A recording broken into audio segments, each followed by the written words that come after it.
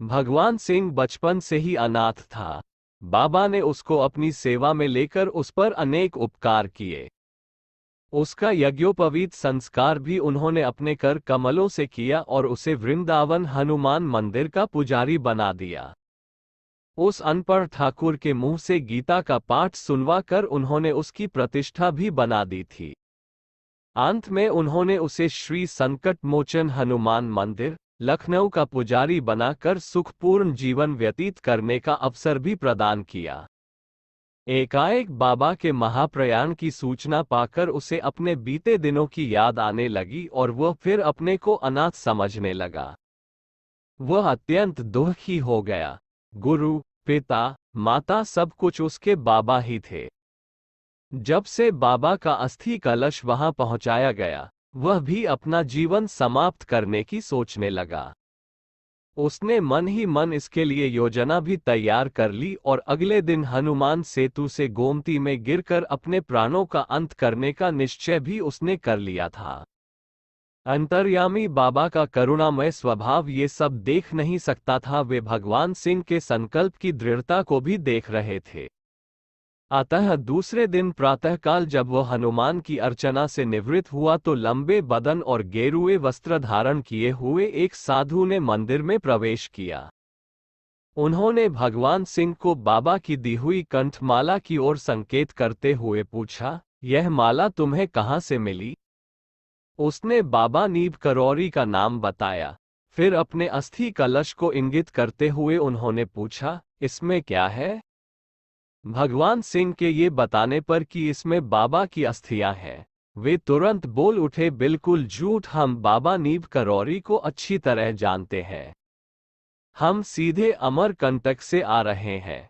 हमें बाबा वहां टाट लपेटे दिखाई दिए। हमने उनसे पूछा, महाराज आपने अपना कंबल कहाँ छोड़ दिया?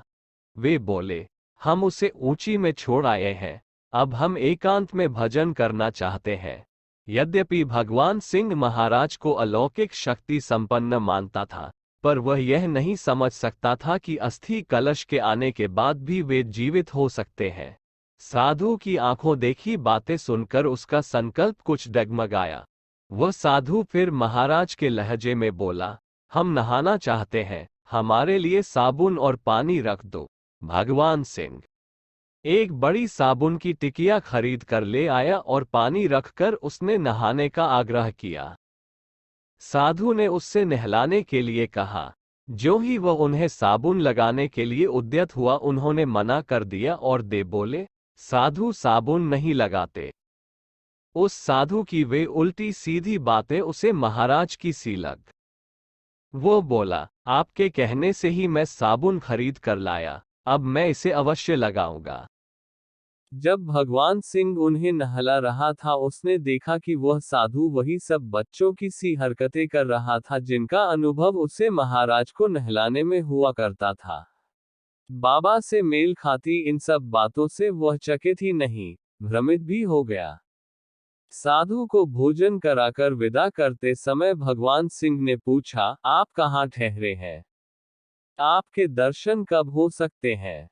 साधु ने उत्तर दिया, हम पास में अमीनाबाद के हनुमान मंदिर में पड़े रहते हैं। वहां का पुजारी हमारी बड़ी सेवा करता है।